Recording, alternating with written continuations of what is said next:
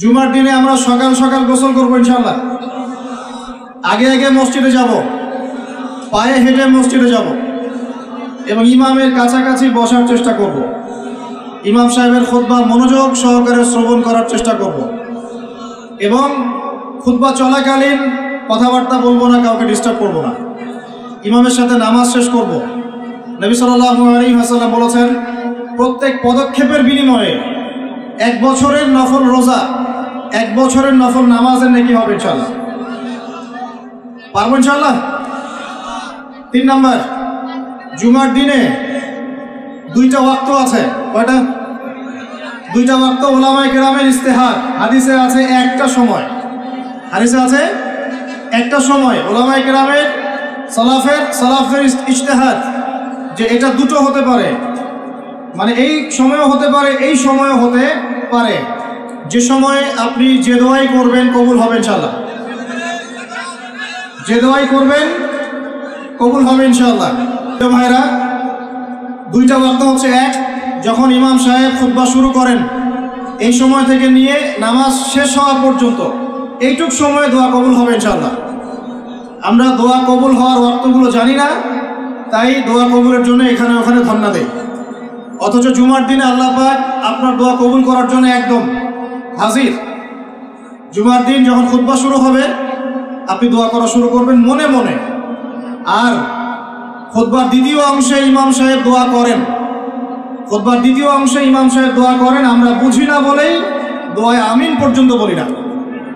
কি বলি না? এই হচ্ছে আমাদের জেনারেশনের অবস্থা। আমরা জানিও না যে কোনটা দোয়া।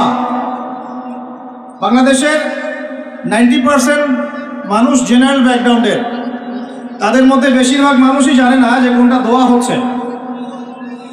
আরেকটা কথা হচ্ছে, এগুলো যে দোয়া, এটা যদি মসজিদ কমিটিও জানতো, আমার ধারণা ইমাম সাহেবের চাকরি থাকতো না। না বুঝেই ঠিক বলছেন। ইমাম সাহেব দোয়া করে আল্লাহুম্মা আইজ্জাল ইসলাম ওয়াল মুসলিমিন, বলেন আমিন।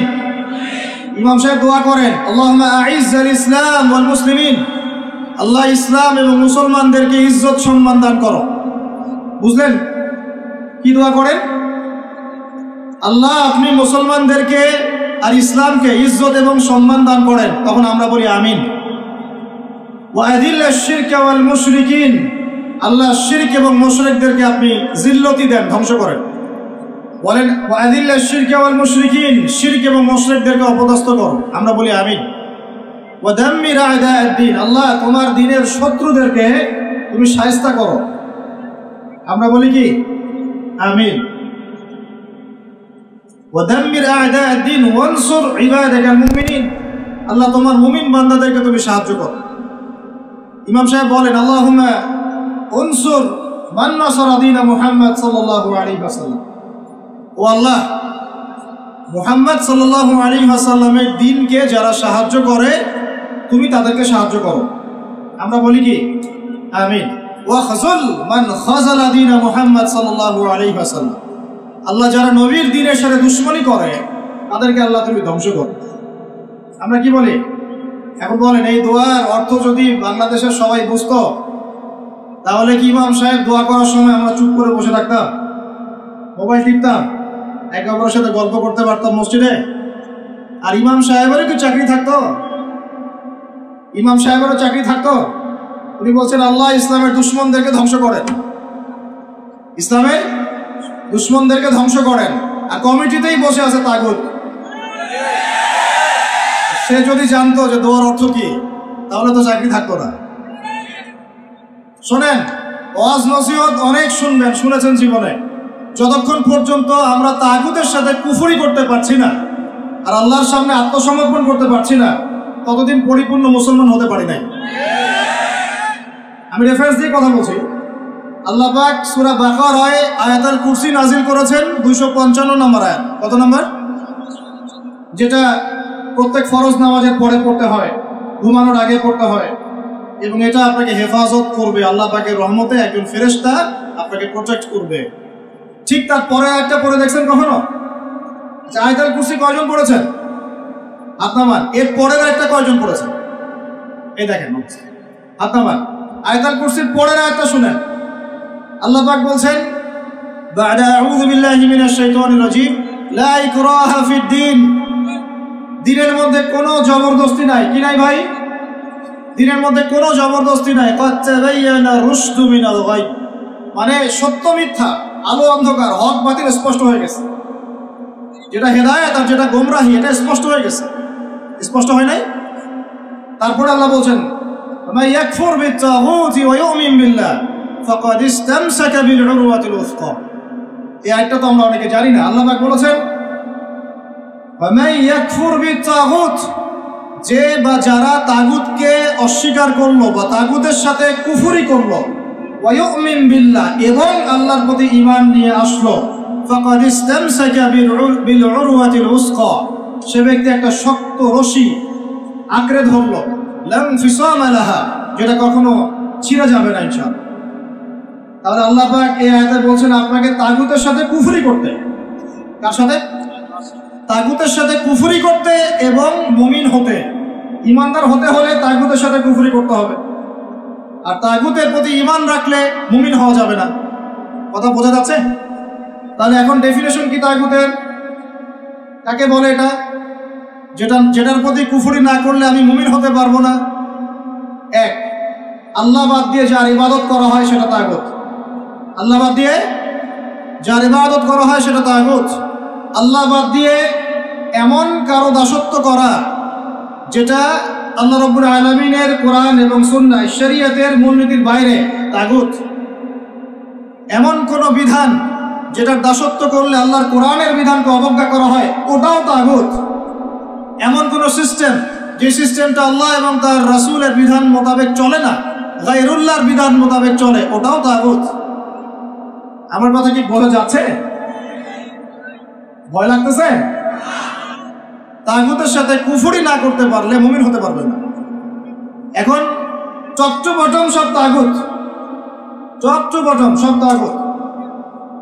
আমাদের উচিত ইসলামের মধ্যে এই আয়াতের অনুযায়ী আমল করা। আল্লাহ পাক বলেছেন উদখুলু ফিস সিলমি কাফা, তোমরা পরিপূর্ণরূপে ইসলামে প্রবেশ করো, আংশিক প্রবেশ করো না ভাই। আংশিক ইসলামে প্রবেশ করো না, পরিপূর্ণ ইসলামে প্রবেশ করো। আমরা এখন পর্যন্ত নামাজও পড়ি, সুদও খাই, মাশাআল্লাহ। আমরা এখন পর্যন্ত নামাজও পড়ি, বেপরদায় চলি, নামাজও পড়ি, বছর বছর হজ উমরাও করি, মাঝে মাঝে দান সাদাকা করি, কিন্তু যাকাত দেই না। আমরা আল্লাহর বিধানের কথা বলি, মুখে কালিমা লা ইলাহা ইল্লাল্লাহর কথা বলি ঠিকই, কিন্তু অন্যায়ভাবে মানুষের উপর জুলুম করতেই আছি। আমরা লা ইলাহা ইল্লাল্লাহ বলি ঠিকই, তারপরেও লা ইলাহা ইল্লাল্লাহর একটা বিধানও বাস্তবায়ন করি না। বাস, এখন কতটুকু মুমিন আছি আর কতটুকু মুসলমান আছেন, আর এই প্রোটেস্ট্যান্ট ভার্সন ইসলাম পালন করলে কি ফায়দা হবে এটা আপনি বুঝতে চেষ্টা করুন। বলছিলাম যে অন্তত পক্ষে জুমার খুতবা চলাকালীন এবং জুমার খুতবায় যে দোয়াগুলো হয় তখন আমিনটুকু বলেন। আমাদের আরবির এমনই বেহাল দশা, ইমাম সাহেব কি তেলাওয়াত করছে ওইটুকু আমাদের জ্ঞান নাই। ইমাম সাহেব তেলাওয়াত করছে ইয়া আইয়ুহাল্লাযীনা আমানু ইত্তাকুল্লাহ, হে মুমিনগণ তোমরা আল্লাহকে ভয় করো, ওয়া যারু মা বাকিয়া মিনার রিবা, তোমরা সুদের অবশিষ্ট অংশ মানে সুদ ছেড়ে দাও। ইন কুনতুম মুমিনিন, যদি প্রকৃতপক্ষে মুমিন হয়ে থাকো তাহলে ছেড়ে দাও। কি ছেড়ে দাও ভাই? সুদ। কে বলছেন? আল্লাহ। তারপরে আল্লাহ পাক বলছেন ওয়া ইল্লাম তাফআলু, যদি তোমরা সুদ না ছাড়ো, ফাআযানু বিহারবিন মিনাল্লাহি ওয়া রাসূলিহি, তোমরা আল্লাহ এবং তার রাসূলের সাথে যুদ্ধের ঘোষণা শোনো। কি বুঝলেন? কি বুঝলেন? যে ব্যক্তি সুদ খায় সে কার সাথে যুদ্ধ করতেছে?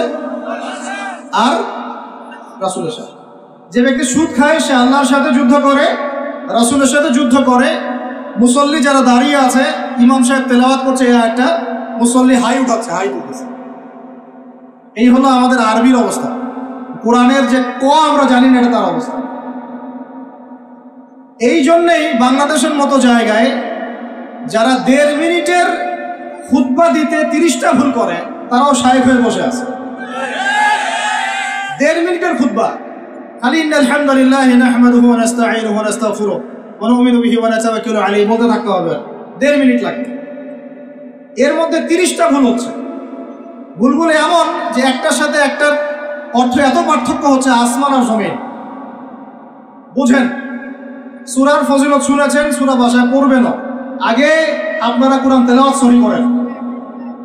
কোরআন তেলাওয়াত সহি না করে কোরআন পড়তে আসেন না।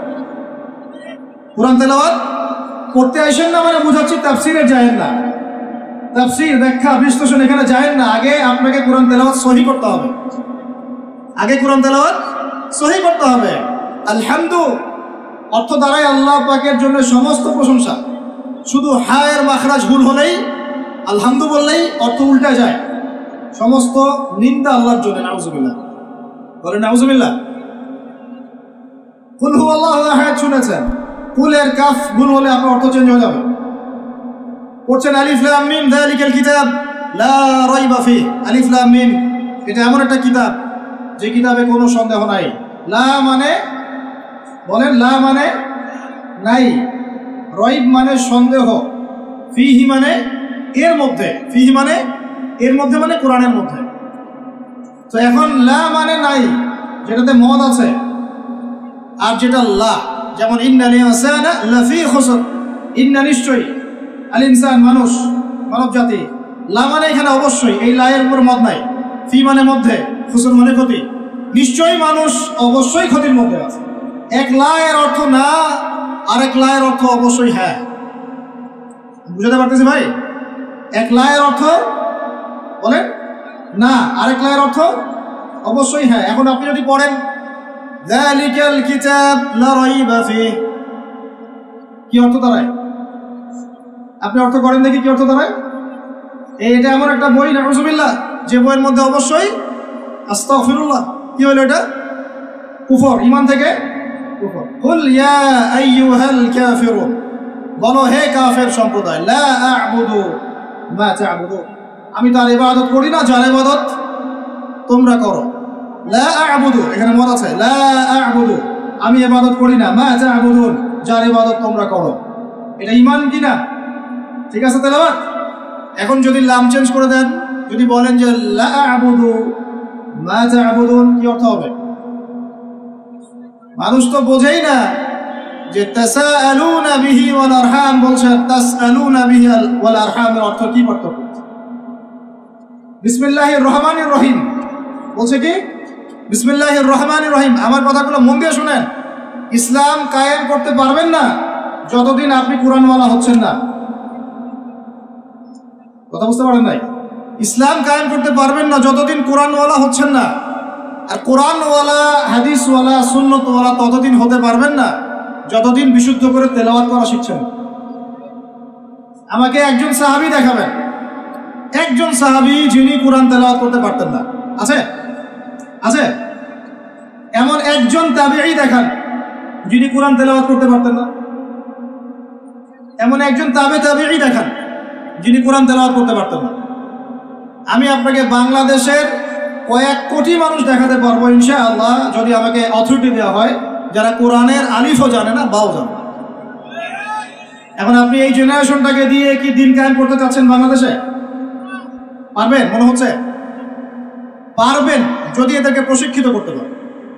প্রশিক্ষণটা হবে কিসের প্রশিক্ষণ? আগে ইলমের, তাজকিয়ার, ঈমানের, তারপরে দাওয়াতের, তারপর জিহাদের। কথা বোঝা যায়? আগে ইলমের, আমলের, তাজকিয়ার, দাওয়াতের, জামাআর, ইমারার, তারপরে জিহাদের, এরপরে কামাতে দিন। আমি আস্তে আস্তে পয়েন্টে আসবো। আমার কথাগুলো মনে হয় আপনারা বুঝতে পারছেন না। বুঝতে পারছেন কি? আমি বুঝাতে চাচ্ছিলাম তেলাওয়াতে এইভাবে ভুল হয়। আর মানুষ এখন এইসব এই প্রাইমারি লেভেলের যোগ্যতা অর্জন না করেই মানুষ দিনের পথে নিজেকে দায়ী হিসেবে পরিচয় দেওয়া শুরু করছে। না, খুবই দুঃখজনক। এটা খুবই দুঃখজনক, অবমাননাকর এবং উম্মার জন্য ভয়ঙ্কর ক্ষতিকর। আর আমরা সাধারণ মানুষ অনেক সময় না বুঝে এ ধরনের মানুষকে অনেক উঁচু মর্যাদা দেওয়ার চেষ্টা করছি, না বুঝে। এটা ঠিক হচ্ছে না, কারণ উপকার করতে গিয়ে ক্ষতি হয়ে যেতে পারে বেশি। জুমার দিনে দোয়াগুলো শিখেন, আরবিটুকু শিখেন, কোরআনের তাজবিদ সহকারে তেলাওয়াতটুকু শিখেন। কারা কারা তাজবিদ সহ তেলাওয়াত করতে পারেন হাত তোলেন দেখি ভাই। আচ্ছা, এখন হাত নামান।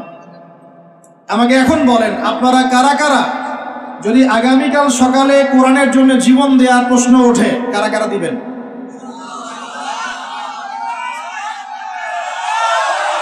হাত নামান, হাত নামান। ওয়াল্লাহি আল্লাহর কসম করে বলছি আপনারা পারবেন না।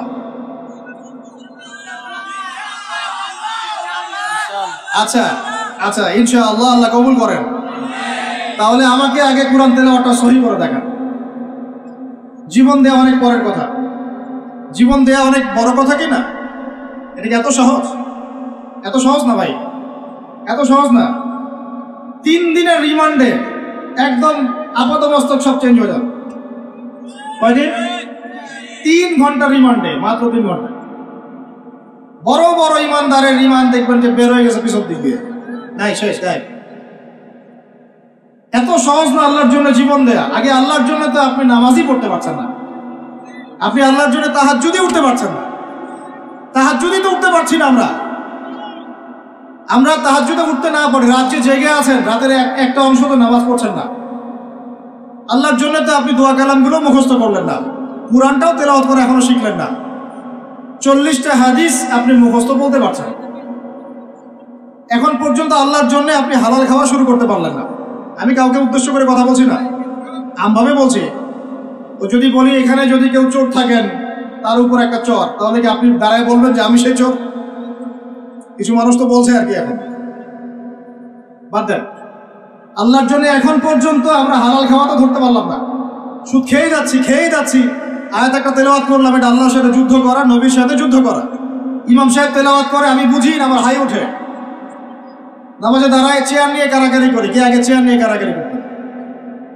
নামাজে দাঁড়াই নড়াচড়া, বুঝি না যে কি হচ্ছে নামাজে, কার সামনে দাঁড়িয়েছি, কি বলছি।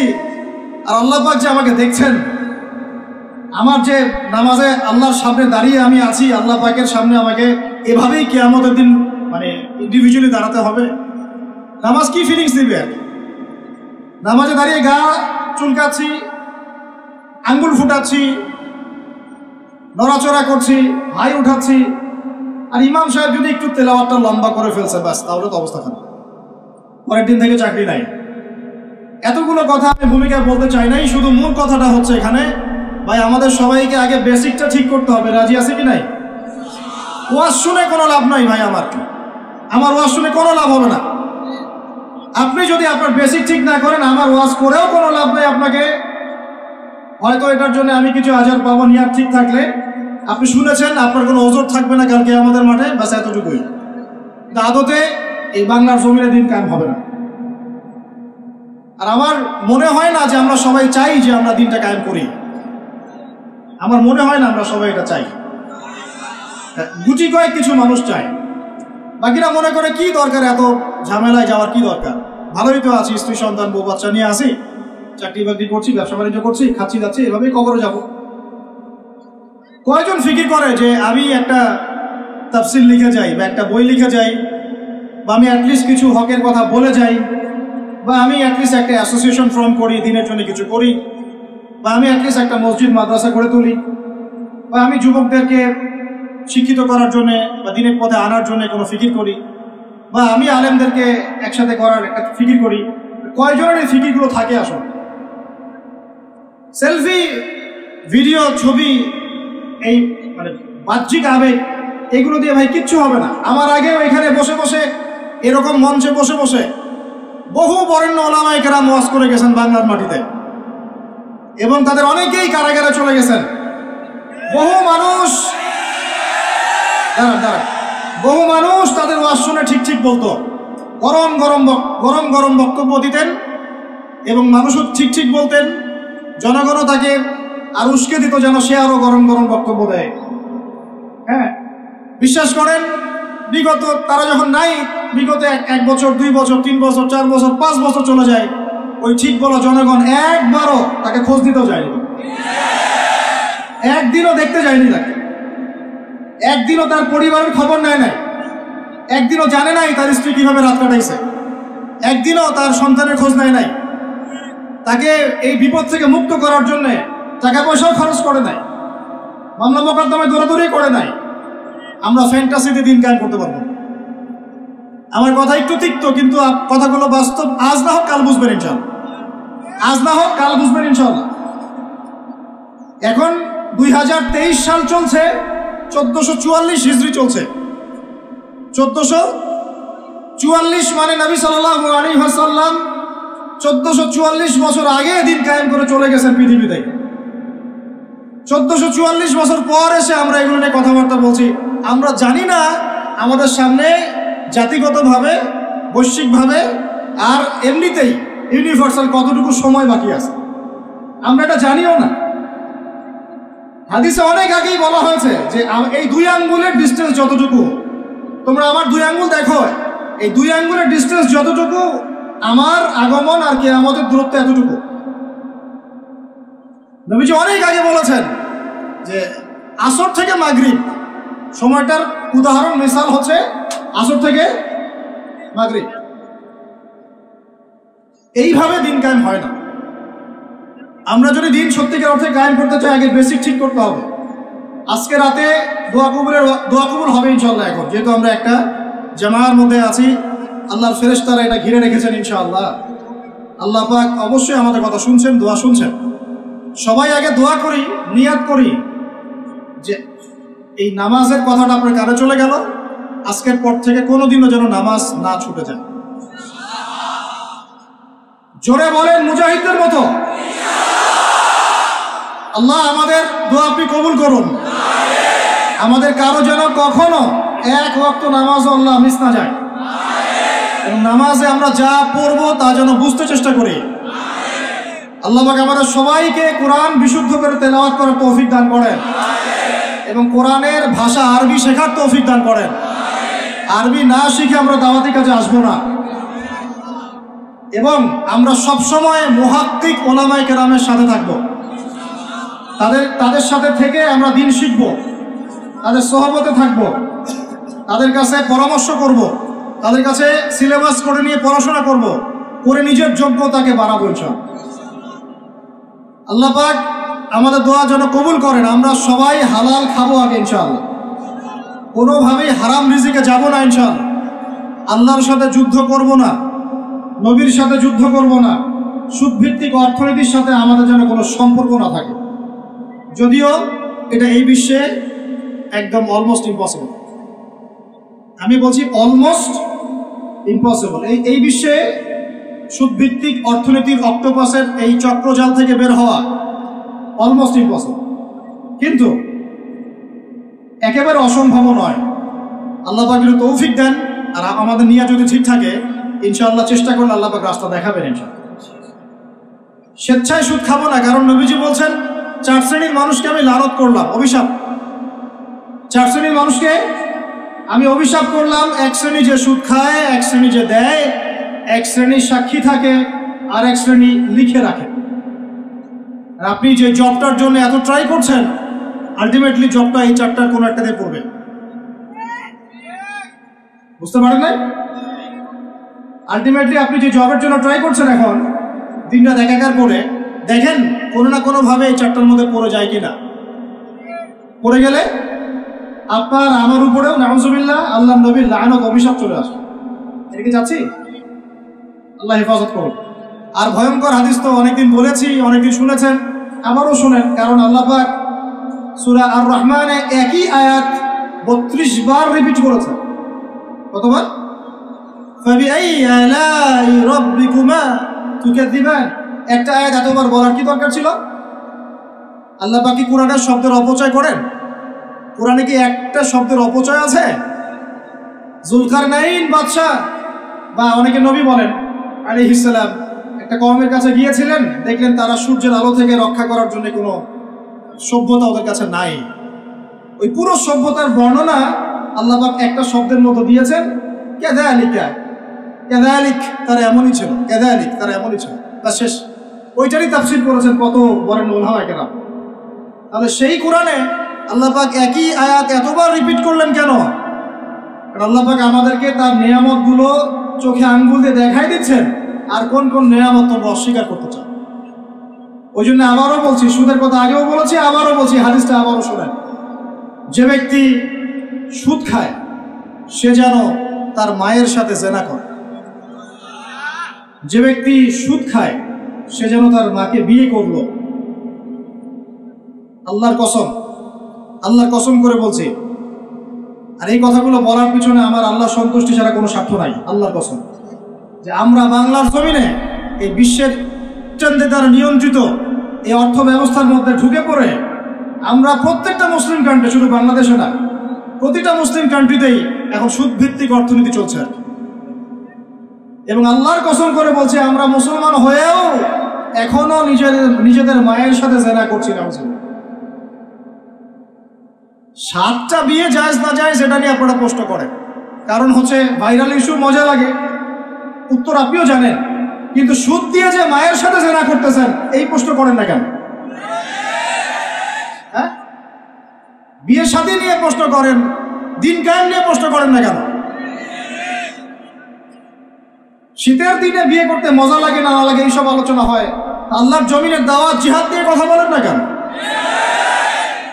যুব সমাজকে কিভাবে আল্লাহর দিকে নিয়ে আসা যায়, একটা সূত্রে গেঁথে ফেলা যায়, বরেণ্য ওলামায়ে কেরামদেরকে কিভাবে একটা জামায়ার মধ্যে আনা যায়, একটা আমিরুল মুমিনিন নিয়ে আসা যায়, এইসব চিন্তা করেন না কেন?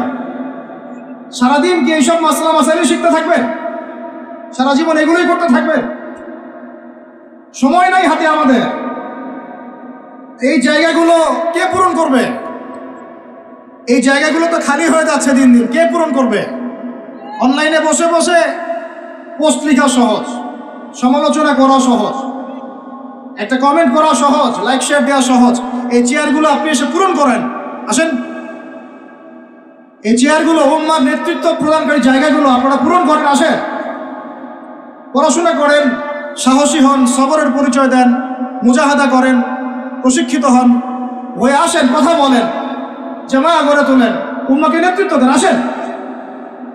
এই জায়গাগুলো কাদের জন্য ছেড়ে দিচ্ছেন আপনারা? এই উম্মার দায়িত্ব আবু তো আদনানের নয়, এই উম্মতের দায়িত্ব আব্দুল মালিক সাহেবের নয়, এই উম্মতের দায়িত্ব এই মুস্তাকুর নবী হুজুর, ওসামা ভাই, আহমদুল্লাহ হুসুর, এই ইন্ডিভিজুয়াল মানুষদের নয়। একজন ব্যক্তির উপরে, কয়েকজন ব্যক্তির উপরে আপনি দায়িত্ব চাপাই দিতে পারবেন না। উম্মার প্রত্যেকটা ব্যক্তির দায়িত্ব আছে এই উম্মাকে বিজয়ী করার জন্য। আর আপনি চিন্তা করেন, আয়নার সামনে দাঁড়ান, আয়নার সামনে দাঁড়াই চিন্তা করেন না যে সারাটা জীবনে 30-32 বছর বয়স হয়ে গেল, 40-50 হয়ে গেল, এই উম্মাহ আপনার কাছ থেকে কি পেয়েছে এখন পর্যন্ত? এই উম্মাহ আপনার কাছে কি পেয়েছে? কয়টা বই পেয়েছে? কয়টা লেকচার পেয়েছে? কয়টা অ্যাসোসিয়েশন পেয়েছে? কয়টা ইকোনমিক প্রজেক্ট পেয়েছে? কয়টা জামা, কয়টা ইমারা, কয়টা দাওয়া, কয়টা মসজিদ, কয়টা মাদ্রাসা, কি পেয়েছে উম্মাহ আপনার কাছে? আমি আপনার কলবে আঘাত করতেই আসছি। আমার কথায় আপনি আঘাত পাবেন আমি জানি। এই আঘাতটা আপনাকে আল্লাহর পথে নিয়ে আসবে ইনশাআল্লাহ। এই আঘাতটা ইনশাআল্লাহ আমাদের এই তরুণ ভাইদেরকে আল্লাহর পথে নিয়ে আসবে ইনশাআল্লাহ।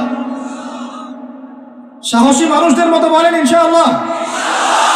এই আওয়াজগুলা ইনশাআল্লাহ আমাদেরকে আল্লাহর পথে নিয়ে আসবে ইনশাআল্লাহ। প্রত্যেক ঘরে ঘরে একজন করে হাফেজ তৈরি করেন, প্রত্যেক ঘরে ঘরে একজন দিনদার মেয়েকে বিয়ে করেন, প্রত্যেক ঘরে ঘরে যে বাচ্চাগুলো হবে এই বাচ্চাগুলোকে ইসলামী শিক্ষায় শিক্ষিত করেন, প্রত্যেক ঘরে ঘরে অন্তত একটা করে আলেম তৈরি করেন। একটা আইয়ুবী দেন আমাদেরকে, একটা খালিদ বিন ওয়ালিদ দেন, একজন আপনি আমাকে ওমর ইবনে খাত্তাব দেন, একজন মুসআব বিন উমাইর দেন, একজন খুবাইব দেন, একজন মুসআব বিন নুমাইর দেন। কাদের নাম বলবো? একজন তারিক বিন জিয়াদ দেন, একজন বিন কাসিম দেন। একটা সন্তান দেন আমাদের, একটা সন্তান মানুষ করেন। একটা 10টা-20টা বাচ্চা নিচ্ছি, একটাও মানুষ হয় না। আলেম পরিবারের সন্তান মুদিখানার দোকানে ব্যবসা করে কেন খাবেন আপনি? আপনার এই উম্মতের উপর দায়িত্ব আছে। আমাদের দায়িত্ব খালি মধু বিক্রি করা, দাড়ি টুপি বিক্রি করা, আতর বিক্রি করা? ইসলামের দিকে আসার সাথে সাথেই কেন আপনার এদিকে চলে যান? উম্মাকে কে নেতৃত্ব দিবে? আমরা দিব? আমাদের কোনো ক্ষমতা আছে? আমাদের কোনো জ্ঞান আছে? আমাদের কোনো সেই যোগ্যতা আছে? আমাদের দিকে আঙ্গুল তুলতে পারবেন আপনি? কারণ আল্লাহর কসম আল্লাহর জমিনে সবচেয়ে গুনাহগার বান্দা আমরাই। যদি আমরা সত্যিকারের নেতৃত্ব প্রদান করার যোগ্যতা অর্জন করতে পারতাম, এতদিনে আমাদের হাতে দিন বিজয় হয়ে যেত। নাই সেটা আমার মধ্যে, নাই সেটা হয়তো আমাদের মধ্যে, পাচ্ছি না আমরা। আপনাকে দায়িত্ব নিতে হবে। একজন ভাই গার্মেন্টস ব্যবসায়ী, তিনি এত বড় একটা আয়োজন করতে পারেন, তার দায়িত্ব পালন করতে পারেন। আপনারও তো অর্থ সম্পদ আছে, একটা ইসলামিক ইউনিভার্সিটি করেন, একটা বড় একটা মার্কাজুল কোরআন, মার্কাজুল ইলম গড়ে তোলেন, ওলামা ইকরামদের একটা জামায়া গড়ে তোলেন। কিছু পারেন না, অথেন্টিক বইগুলোকে প্রচার করার ব্যবস্থা করেন, কিছু কিছু অথেন্টিক মিডিয়া প্রডিউস করেন। তোমরা জেনারেল লাইনে পড়াশোনা করে কয়জন বিজ্ঞানী হচ্ছ? একটা সফটওয়্যার আবিষ্কার করতে পারছি না আমরা ইসলামিক, হাতে গোনা যায় অ্যাপস, 3-4টা অ্যাপস ইসলামিক। প্রযুক্তি আমাদের নিজস্ব হাতে তৈরি করা না, আমাদের স্বতন্ত্র মিডিয়া নাই। এই মিডিয়াগুলোতে কিছু হয় না, এগুলো বরং কোনো কোনো ক্ষেত্রে ফিতনাও ছড়ায় বেশি। হিংসা নিয়ে যদি মানুষ পরকালে যায়, নেক আমলগুলা আগুনের মতো খেয়ে ফেলবে, নবী সাল্লাল্লাহু আলাইহি ওয়াসাল্লাম বলেছেন। আমরা এটাকে ফরজ করে নিয়েছি নিজেদের মধ্যে। ভাই, আপনারও তো যোগ্যতা আছে, আপনারও তো কিছু করার আছে। একটা অ্যাপস আবিষ্কার করেন, একটা বই লিখেন, একটা মাদ্রাসা করেন, একটা মসজিদ করেন, একটা ইসলামিক ইউনিভার্সিটি করে তোলেন, স্বতন্ত্র ইসলামিক মিডিয়া করে তোলেন। সবচেয়ে বড় কথা, কাজ যেগুলো হয় সেগুলো বিক্ষিপ্ত হয়ে যায়। এগুলো কোনো একটা সূত্রে গাঁথা না। এখানে একটা মাহফিল, ওখানে একটা, ওখানে একটা, ওখানে একটা, এখানে একটা মাদ্রাসা, ওখানে একটা, ওখানে একটা, এখানে একটা। 4 জন 4 ভাবে চিন্তা করেন, 4 জন 4 ভাবে চলেন। এখানে একটা সংগঠন ইসলামিক, ওখানে একটা, এখানে আর একটা, ওখানে একটা। একটা ওয়াল উম্মাহ জামাআ নাই বাংলাদেশে। তো আপনারা বলেন না আমাকে, এই উম্মাহকে কিভাবে আমরা বিজয় নিয়ে যাব? আমাকে আপনারা বলেন। ছোটখাটো প্রশ্ন করা বাদ দিয়ে আপনারা আমাকে উত্তর দেন, কিভাবে আপনি এই দুনিয়াতে আল্লাহ পাকের দ্বীন ইসলাম কায়েম করবেন? পথ পদ্ধতি কি আপনার কাছে? কি পথ পদ্ধতি? কিভাবে শুরু করবেন? তারপরে কি, তারপর কি, তারপর কি, তারপর কি? গন্তব্য কোথায়? আর আমি বলি আপনাদেরকে, গন্তব্য কোথায়? আমাদের গন্তব্য কোথায়?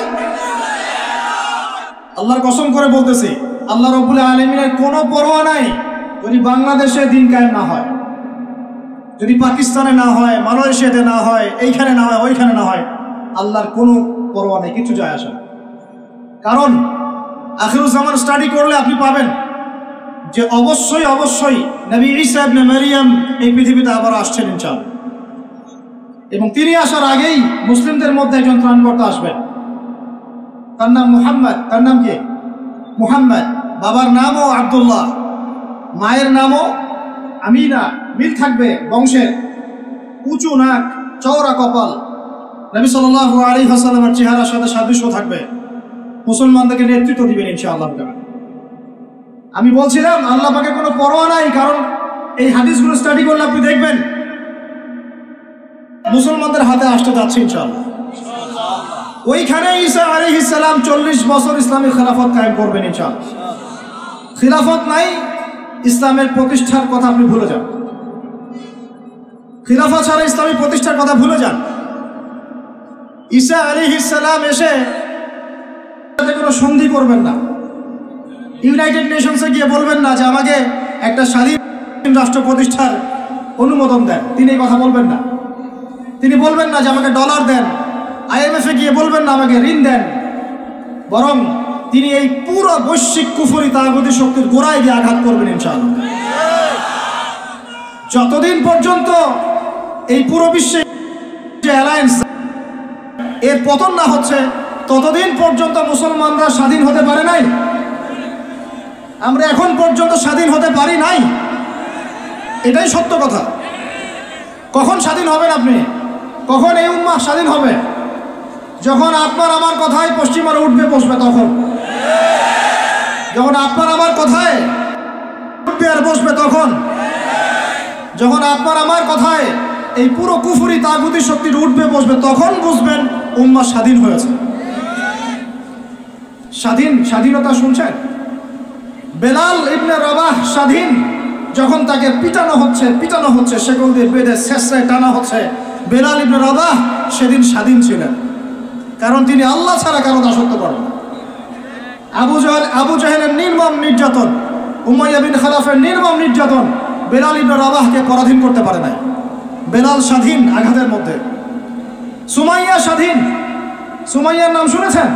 আমাদের বোনরা তার নামই জানে। ওরা জানে কি প্রোডাক্ট আসলো বাজারে, কোন পার্লারে গেলে কি পাওয়া যায়, কোথায় গেলে কি হয়, কোন মার্কেটে গেলে কি পাবো। মার্কেট ভর্তি মহিলা দিয়ে, ভর্তি মহিলা দিয়ে, গার্মেন্টসও তো ভর্তি মহিলা দিয়ে। পর্দা কতটুকু মেনটেন হয় সেটাও ভাবতে হবে। জব করতে দোষ নাই, জব করতে দোষ আছে, পর্দা কতটুকু ভাবতে হবে না? আমরা যে বস্তুবাদী এটা আমাদের রাস্তাগুলোই প্রমাণ করছে। আমরা আমাদের বাড়িঘরগুলো চকচকা করছি আর সরকারের রাস্তাগুলো ভেঙে ফেলতেছে। এখন ওই রাস্তাগুলো তৈরি করে দেওয়ার দায়িত্ব আমাদের, দায়িত্ব আমাদের না?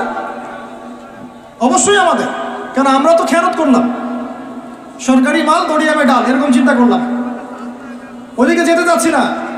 বোনরা শোনেন, ভাইরাও শোনেন, সুমাইয়া স্বাধীন। কখন স্বাধীন?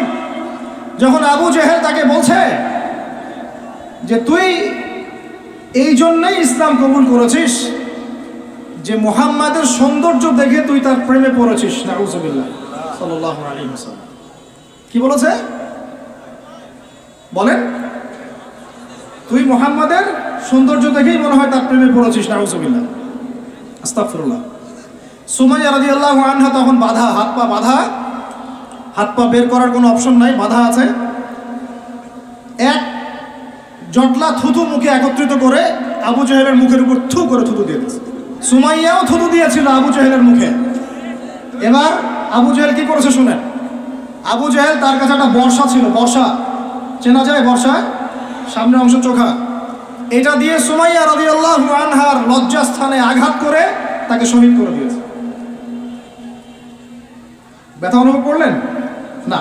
আমি জানি করেন নাই, কারণ সুমাইয়া আপনার কেউ না, সুমাইয়া আপনার কেউ না, সুমাইয়া আমার বোন না, সুমাইয়া আমার স্ত্রী না, সুমাইয়া আমার মা না, সুমাইয়া আমার খালা ফুফু চাচি মেয়ে কেউ না। এই কারণে আমাদের আঘাত লাগে নাই। যদি আমাদের এই দেহটা যে অবশ, আমাদের উম্মার যে দেহটা যে অবশ, এটা তো বোঝা যায় চলমান বিশ্ব রাজনীতি দেখলেই। বিশ্বের যে কোনো জায়গায় মুসলিমরা আঘাত পাচ্ছে, মার খাচ্ছে, নির্যাতিত হচ্ছে, দোয়াও তো মুখ দিয়ে বেরো হয় না, হয় না। তাদের স্মরণে একদিন কেউ রোজা রেখে একটু দোয়াও করে না, নামাজে একটু দোয়াও করে না, দুইটা কথাও বলে না, কোনো মানববন্ধন নাই, কোনো প্রতিবাদও নাই, কিছুই নাই। মানে পুরো দেহটাই প্যারালাইজড, শেষ, অবশ, অবশ অনুভূতি। আর প্রত্যেকটা বর্ডার এক একটা অনিকেট প্রান্তর, যেখানে অনুভূতিগুলোর ব্যবচ্ছেদ করা হয়েছে, ফিলিংসগুলোকে ব্যবচ্ছেদ করে ফেলে দেওয়া হয়েছে, ফিলিংস নাই। সুমাইয়ার কথা শুনে আমাদের লাগলো না, কারণ সুমাইয়া আমার মেয়ে না, আমার মেয়ে আয়েশা তো আর না, আমার মেয়ে মারিয়াম তো আর না, আমার ছেলে ওমর উসমান তো আর না। সুমাইয়া তখন স্বাধীন, যখন তাকে বর্ষায় শহীদ করা হলো, সে স্বাধীন, জান্নাতে চলে গেল। জুলাইবিস একজন সাহাবী ছিলেন, ছোটোখাটো মানুষ, ইসলাম কবুল করে আসছেন। খায়বার যুদ্ধের দিন নবী সাল্লাল্লাহু আলাইহি ওয়াসাল্লাম তার হাতে তাকে তলোয়ার দিয়েছেন এবং তাকে যুদ্ধে মানে অগ্রগামী যে সৈনিকরা থাকে প্রথম কাতারের দিকে, সেখানে থাকার মানে চান্স দিয়েছেন। তাকে মানুষ বিয়ে করতে চাইতো না, কারণ তার চেহারা সুরত খুব একটা ভালো লাগে না, বংশ নিচু, মানুষের একটা থাকে না প্রেস্টিজ ইস্যু। তার মনে কষ্ট। নবী সাল্লাল্লাহু আলাইহি ওয়াসাল্লাম একদিন প্রস্তাব পাঠালেন তাকে চিঠি দিয়ে, যে তুমি এই চিঠিটা নিয়ে অমুক গোত্রে যাও, গিয়ে বলো যে আমিই বলেছি তোমাকে যেন মেয়ে দেয়। তখন তারপরেও মেয়ে দিতে চাচ্ছে না, কিন্তু সেই মেয়ে শুনেছে যে আল্লাহর নবী সুপারিশ করেছে, আমার যৌবনের উপর ধিক্কার যদি আমি এই সুপারিশ না রাখি। তিনি বললেন জুলাইবিস যেমনই হোক চেহারা, আমি তাকে বিয়ে করতে রাজি আছি। তিনি বিয়ে করলেন, সংসার হলো, শুরু হলো। এই সাহাবী খায়বার যুদ্ধে শহীদ হলেন। নবী সাল্লাল্লাহু আলাইহি ওয়াসাল্লাম তার চারপাশে দেখলেন, তার চারপাশে 12 জন ইহুদির লাশ পড়ে আছে। কয়জন? একাই 12 জনকে হত্যা করেছে এই সাহাবী। সুবহানাল্লাহ। আল্লাহর নবী তাকে নিজের হাতে কোলে নিয়েছেন, কোলে মানে তার দেহটা এরকম ছিল আর কি, খুব লম্বা চওড়া না, নিজের হাতে কোলে নেওয়ার মতো নিয়ে নিজ হাতে তিনি তাকে দাফন করলেন। আর বললেন যে আমার এই সাহাবীর জন্যে হুরে নেইনরা তাদের দরজা খুলে দিয়েছে। তিনি তখন স্বাধীন। ওমর ইবনুল খাত্তাব তখন স্বাধীন। কখন স্বাধীন? ওমর রাদিয়াল্লাহু আনহু যে কোরআন খুলে সূরা তাহা পড়ছেন, তাহা পড়তে পড়তে তার ভিতরে ফিলিংস চলে আসলো যে না, এটা আল্লাহর পক্ষ থেকে আসছে। তিনি বলছেন, খুযুনি ইলা রাসূলিল্লাহি ওয়া আসহাবি, আমাকে আল্লাহ রাসূলের কাছে নিয়ে চলো, তার সাহাবীদের কাছে নিয়ে চলো। তাকে নিয়ে যাওয়া হলো। ভিতরে হামজা ছিলেন রাদিয়াল্লাহু আনহু, তাকে টেনে নিয়ে আসলেন ভিতরে। বলছেন, তরোয়াল নিয়ে আসছো কি জন্য? হ্যাঁ, আলা তানতাহি হাত্তা ইয়াজআল আল্লাহু বিকা কারিয়া, ততক্ষণ পর্যন্ত কি তুমি ক্ষান্ত হবে না যতক্ষণ আল্লাহর গজব না আসছে তোমার উপরে? ওমর ইবনে খাত্তাব বলছেন, ইয়া রাসূলুল্লাহ, হে আল্লাহর রাসূল, জিতুকা উমিনু বিল্লাহি ওয়া রাসূলিহি, আমি আপনার কাছে এসেছি আল্লাহ এবং আপনার প্রতি ঈমানদার হয়ে এসেছি। ওয়া বিমা জিতা বিহি মিন ইনদিল্লাহ, এবং আপনি আল্লাহর পক্ষ থেকে যা নিয়ে এসেছেন এই কোরআনের প্রতি ঈমানদার হয়েই আমি আপনার কাছে এসেছি। আশহাদু আল্লা ইলাহা ইল্লাল্লাহ ওয়া আশহাদু আন্না মুহাম্মাদান আবদুহু ওয়া রাসূলুহু, কালিমা পড়লেন, মুসলিম হলেন, স্বাধীন হলেন। আগে পরাধীন ছিলেন। বুঝতে পারছেন না কথা? এরপরে তিনি সবার দরজায় গিয়ে নক করলেন। আবু জাহেলের বাসায় নক করে বলছেন, হাল আলিমতা আন্নী কদ আসলামত, তুমি কি জানলা যে আমি ইসলাম কবুল করেছি? আবু জাহেল, তুমি কি জানলা, শুনলা যে আমি ইসলাম কবুল করেছি? আরেকজনের বাসায় যান, উমাইয়া বিন খালাফ, হাল আলিমতা আন্নী কদ আসলাম, তুমি কি জানলা আমি ইসলাম কবুল করেছি? ওয়াত্তাবা'তু মুহাম্মদ সাল্লাল্লাহু আলাইহি ওয়াসাল্লাম, আমি আল্লাহর রাসূলের ইত্তেবা করেছি। এরপর কুরাইশদের এই কাবার সামনে গিয়ে বলছেন, ইয়া মা'শারাল কুরাইশ, হে কুরাইশ তোমরা শুনো, ই'লামু আন্নী কদ আসলামত, তোমরা জেনে রাখো যে আমি ইসলাম কবুল করেছি। ওয়া শাহিদতু আল্লা ইলাহা ইল্লাল্লাহ ওয়া আন্না মুহাম্মাদান আবদুহু ওয়া রাসূলুহু। এবার কুরাইশরা গিয়ে তার উপর আক্রমণ শুরু করলো। 40 জন 50 জন গিয়ে তাকে জাপটে ধরতেছে, তিনি একাই লড়তেছেন সবার সাথে। একজন এসে পরামর্শ দিচ্ছেন, ওই যে আপনারা যারা হিকমতের দোহাই দিয়ে কাপুরুষতাকে আড়াল করতে চান তারা শুনেন ওয়াজটা ভালো করে। যারা হিকমতের দোহাই পেরে কাপুরুষতাকে আড়াল করতে চান তারা শুনেন। উনি এসে বলেছেন যে আফালা কুনতা কাতান্ত, তুমি কি ইসলাম কবুলের এই বিষয়টাকে গোপন রাখতে পারতা না? কি দরকার ছিল এভাবে প্রকাশ্যে বলার? কি দরকার ছিল এভাবে কাফেরদের সাথে একটা দ্বন্দ্বে জড়ানোর? শোনেন তারপরে তিনি কি বলছেন। তিনি বলছেন যে ওয়াল্লাহি, আল্লাহর কসম করে বলছি, লা উফাররিকান্না বাইনাল হাক্কি ওয়াল বাতিল কামা ফাররাকাল্লাহু বাইনাল লাইলি ওয়ান নাহার, আল্লাহু আকবার। তিনি বলছেন, আল্লাহর কসম করে বলছি, আমি রাত এবং দিন আল্লাহ পাক যেভাবে আলাদা করে দেন এইরকম করে আমি সত্য আর মিথ্যা আলাদা করে দেব ইনশাআল্লাহ। আল্লাহু আকবার। এরপরে তার নাম হয়েছে আল ফারুক। কি নাম হয়েছে? ওমর এখন স্বাধীন। বলেন আমাকে, উম্মাহ স্বাধীন? উম্মাহ স্বাধীন? কিছু করতে গেলেই বলবে স্যাংশন দিয়ে দিব, কিছু বললে বলবে যে একদম টাকার মান কমাই দিব।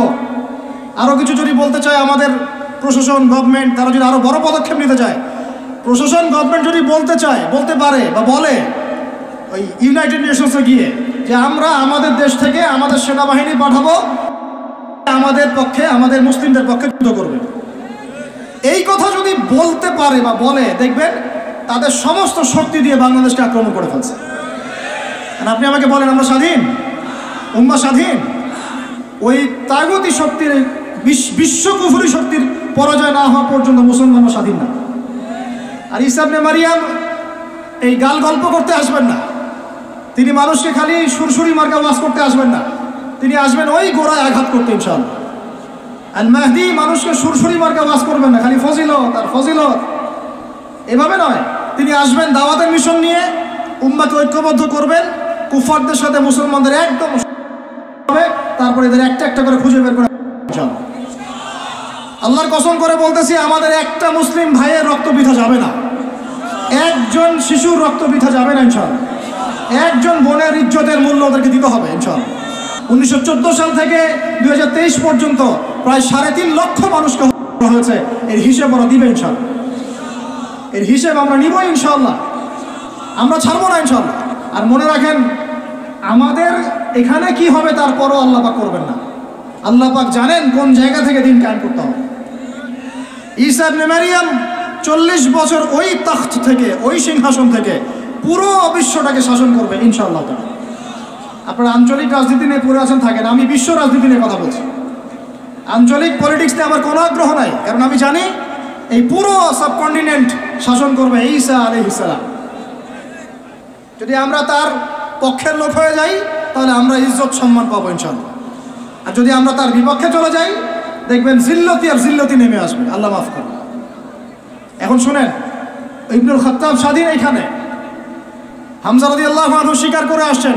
যুব ভাই আপনি শুনেন, এই যে ওমরের কথা বললাম, এরকম একটা ছেলে আমাকে দিতে পারবেন ঘর থেকে, প্রত্যেকটা ঘর থেকে পারবেন?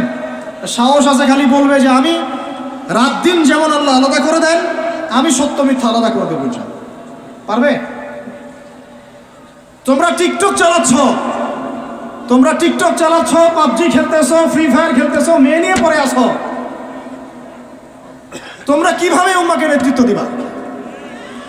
নামাজ পড়তেছো না, সাপ্তাহিক সওম তো রাখো না মনে হয়, আল্লাহ ভালো জানেন। দান সাদাকা কতটুকু করো আল্লাহ ভালো জানেন। কুরআন তেলাওয়াত করতে শিখতেছো না, কোনো আলেমের সোহবতে যাও না। ইউটিউব, অনলাইন, ফেসবুক, ব্যাস, that's all. YouTube, online, Facebook হচ্ছে একটা ফিতনার জগৎ। আপনি বলতে পারেন যে আমার লেকচারও তো যায়, অনেক বড় বড় আলেমদের লেকচারও যায়, সব মেনে নিয়েই বলছে এটা ফিতনার জগৎ। সব মেনে নিলাম, আপনার কথা মেনে নিয়েই বলতেছি ফিতনার জগৎ। কারণ এর কন্ট্রোলও কুফরের শক্তির হাতে, এর কন্ট্রোলও তাগুতি শক্তির হাতে। আপনি এটা নিয়ন্ত্রণ করেন না, এই প্রযুক্তি আপনি তৈরি করেন না। আমরা আলাদা করে কোনো মুসলিম কমিউনিটি, সোসাইটিও বিল্ড আপ করতে পারিনি অনলাইনে, পেরেছি? আমাদের কোনো স্বতন্ত্র সামাজিক যোগাযোগ মাধ্যম আছে বলেন? উমর ইবনে খাত্তাবের মতো একজন স্বাধীন মানুষ দেন। হামজা রাদিয়াল্লাহু আনহু স্বাধীন কখন? আবু জেহেল আল্লাহর নবীকে একটা আঘাত করেছে, বলেন নাউজুবিল্লাহ সাল্লাল্লাহু আলাইহি ওয়াসাল্লাম। আপনারা তো জানেন তার পিঠের মধ্যে উটের নাড়ি ভুড়ি দেওয়া হয়েছে, চাপানো হয়েছে। তো এই দৃশ্য একজন দাসী দেখেছে, হামজা রাদিয়াল্লাহু আনহু স্বীকার করে আসছেন, তাকে বলছে তোমার ভাতিজাকে এইরকম আঘাত করেছে আবু জেহেল। আবু জেহেলের নাম কিন্তু আবু জেহেল না, আবু জেহেলের নাম আবুল হাকাম। সেও কিন্তু আল্লাহকে বিশ্বাস করতো। আপনারা মনে করবেন না যে সে একদম ইহুদি ছিল বা খ্রিস্টান ছিল, এমন না। সে আল্লাহকে বিশ্বাস করতো কিন্তু আল্লাহ পাকের বিধান মানত না। এখন হামজা রাদিয়াল্লাহু আনহু বলছেন আওয়া ফাআলা যালিক, সে কি সত্যিই কাজ করেছে? হ্যাঁ, সত্যিই কাজ করেছে। আচ্ছা চলো দেখাও আবু জেহেল কোথায় আছে। তিনি ঘোড়া ছুটাই গেলেন কাবা ঘরের সামনে, গিয়ে বললেন যে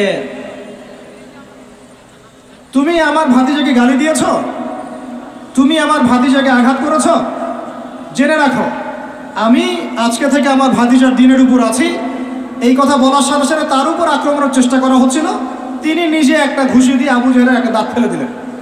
আর দাঁত যে পড়ে গেছে কিনা সিরাতের কিতাবে এটা স্পষ্ট নাই, কিন্তু আঘাত একটা ঘুষি দিয়েছেন এটা স্পষ্ট।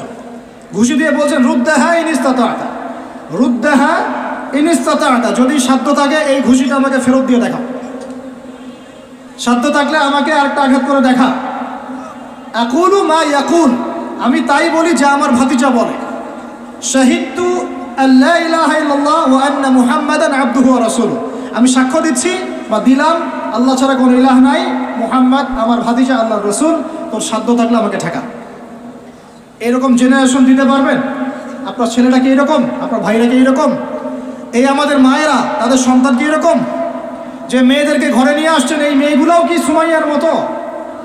উম্মে আমারা একজন নারী সাহাবী, উম্মে আমারা উহুদের যুদ্ধে চতুর্দিক থেকে আল্লাহ নবীকে আক্রমণ করা হচ্ছে, তিনি একাই তীর ছুটছেন। মহিলা সাহাবী, নারী সাহাবী। আমাদের নারী মেহেদি দেয় বসে বসে, তাও বয়ফ্রেন্ডের জন্য। আমাদের নারীরা ঘরে বসে বসে মেহেদি দেয়, পার্লারে যায় বয়ফ্রেন্ডের জন্যে। আর উম্মে আমারা রাদিয়াল্লাহু আনহা, তাদের মতো সাহাবীরা জীবন দেন রাসূলের জন্যে। স্বাধীনতা এই যে তারা স্বাধীন, আল্লাহর দাসত্বের অধীনে তারা কাউকে পরোয়া করতেন না। তখন উম্মাহ ছিল স্বাধীন। আর কি, আর কার কয়জনের কথা বলবো আপনাদেরকে? মুসআব বিন উমাইর, বিখ্যাত সাহাবী, তরুণ সাহাবী, দায়ী মানুষ, এত দামি পারফিউম ইউজ করতেন, এটা এখনকার লাখ টাকা কোটি টাকার দাম হবে। বিত্তশালী পরিবারের, এই যে বিত্তশালী পরিবারের সন্তানরা শুনেন, আপনারা তো বাইক দাবড়ায় বেড়ান, গাড়ি ড্রাইভ করে বেড়ান, মাঝখানে অ্যাক্সিডেন্ট করে দেন, কেসও খান না, বাপের টাকা আছে পার পেয়ে যান, ইয়াবা খান, তারপরে গিয়ে মেয়ে নিয়ে ফুর্তি করেন, জেনা নিত্য নৈমিত্তিক ব্যাপার। একটা মেয়েকে পিছনে ওঠান, 7 দিন ঘোরেন, আবার চেঞ্জ করেন, 7 দিন পর আরেকটা নেন। মুসআব বিন উমাইরও ধনীর সন্তান ছিলেন, ধনীর দুলাল। যখন ইসলাম এসেছে, কুরআন এসেছে, শুনেছেন তিনি ইসলাম কবুল করেছেন। মা সম্পত্তি থেকে বঞ্চিত করেছে, তাকে চাটাইয়ের মধ্যে জড়িয়ে নিচে আগুন দেওয়া হতো, ধোঁয়া দেওয়া হতো, আযাব দেওয়া হতো পারিবারিকভাবে। তিনি যখন নবীর কাছে আসলেন, নবী তাকে বললেন, তুমি মদিনায় যাও। কোথায়? মদিনায় গিয়ে দাওয়াতি কাজ করো। মদিনায় দাওয়াতি কাজ করতে লাগলেন। তার একক দাওয়াতে মদিনার 75টা পরিবার ইসলাম কবুল করেছে। এই যে মদিনায় যে ইসলামের আপনি জয় জয়কার দেখছেন, এটা মুসআব বিন উমাইর রাদিয়াল্লাহু আনহু দাওয়াতের একটা ফসল, আল্লাহ রাসূলের দোয়া। কয়টা পরিবার? এই 75 পরিবার এসে বায়াত করলেন নবীর কাছে। তারপরে নবী হিজরত করলেন মদিনায়। এমনি এমনি হয়নি, এগুলো প্রেক্ষাপট। ওই মুসআব বিন উমাইর রাদিয়াল্লাহু আনহু উহুদের যুদ্ধে শহীদ হচ্ছেন, তার গায়ে তখন 50টার বেশি তরবারের আঘাত আছে। কয়টা বেশি? তার মাকবারা ওখানেই আছে, দেখে আসেন। তিনি স্বাধীন।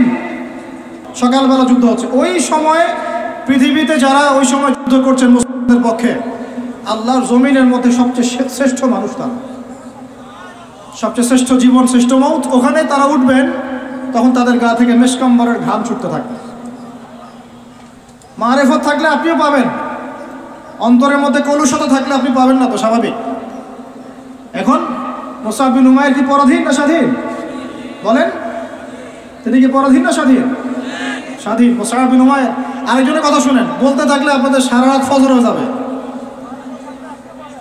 জাফর ইবনে আবি তালেব নাম শুনেছেন? জাফর ইবনে আবি তালেব শোনেন, এটা শোনেন। অনেকে অনেক দলিল দেয়, এই দলিলগুলো শুনেন, এগুলো শোনেন। 3টা গোত্র ছিল মদিনায়। কয়টা ভাই?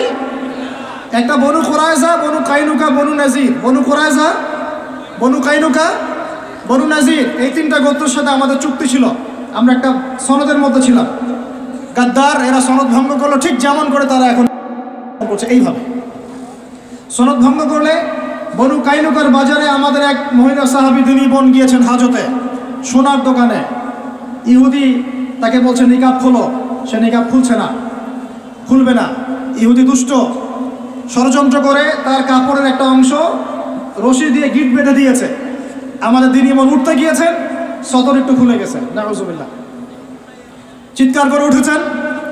পাশে ছিলেন এক আমাদের আনসারী সাহাবী, আওয়াজ শুনেছেন। সেই আওয়াজ শুনে এক মুহূর্ত দেরি করেন নাই, মদিনায় ফিরে এসে নবীর কাছে পারমিশনও চান নাই।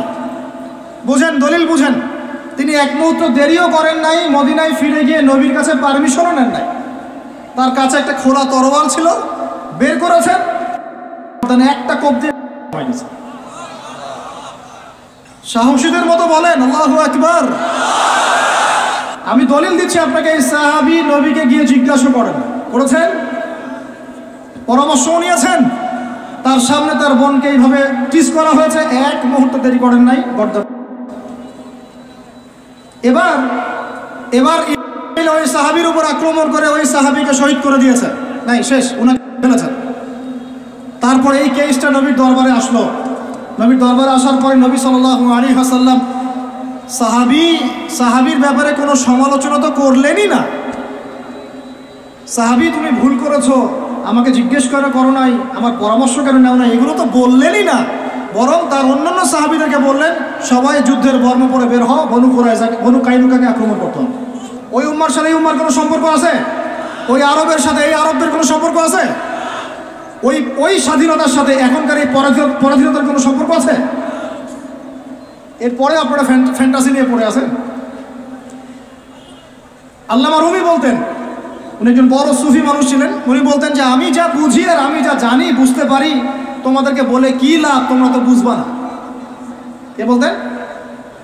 বড় বড় যারা আল্লাহর ওলি, তাদের কথাটা একটু এই টাইপের হয়, মনে হয় একটু অস্বাভাবিক, কিন্তু এর ভিতরে অনেক গভীরতা থাকে।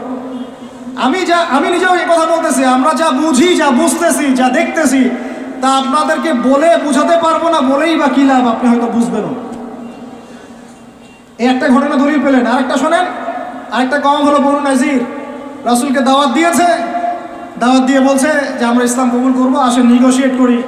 নবী সাল্লাল্লাহু আলাইহি ওয়াসাল্লাম গিয়েছেন দাওয়াত দিতে বনু নাজিরের শিরির মধ্যে। এটাকে বলে দেয়াল, দেয়ালে হেলান দিয়ে আছেন। উপর থেকে এরা চাকি আছে না, চাকি যেটা দিয়ে আমরা ধান ভাঙে আগেকার মায়েরা বোনেরা, বড় বড় যে লোহার আর পাথরের, এইগুলো উপর থেকে ফেলে তাকে হত্যা করার চেষ্টা করেছিল বনু নাজির। কোন গোত্র?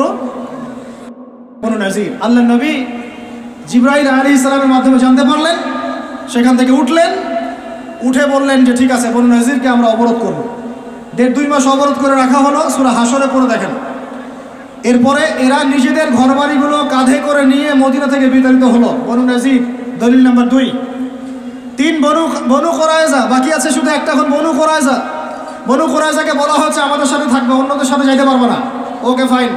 খন্দকের যুদ্ধে 10,000 সেনাবাহিনী নিয়ে আবু সুফিয়ান আক্রমণ করেছে মদিনা, অবরোধ করে রেখেছে। এই সুযোগে বনু কুরাইজা কুরাইশদের সাথে মিলে আমাদের সাথে গাদ্দারি করল। আল্লাহ নবী যুদ্ধ শেষ করে বনু কুরাইজায় গিয়ে কেউ আসরের নামাজ পড়বে না, ওদের সাথে গিয়ে মীমাংসা করতে হবে। তারপরে ওখানে গিয়ে ওদেরকে অবরোধ করা হলো। সাদ বিন মুআজ রাদিয়াল্লাহু আনহুর হাতে এই বনু কুরাইজার এক একজন বালেক যারা ছিল এদের সবার গঠন হয়েছে।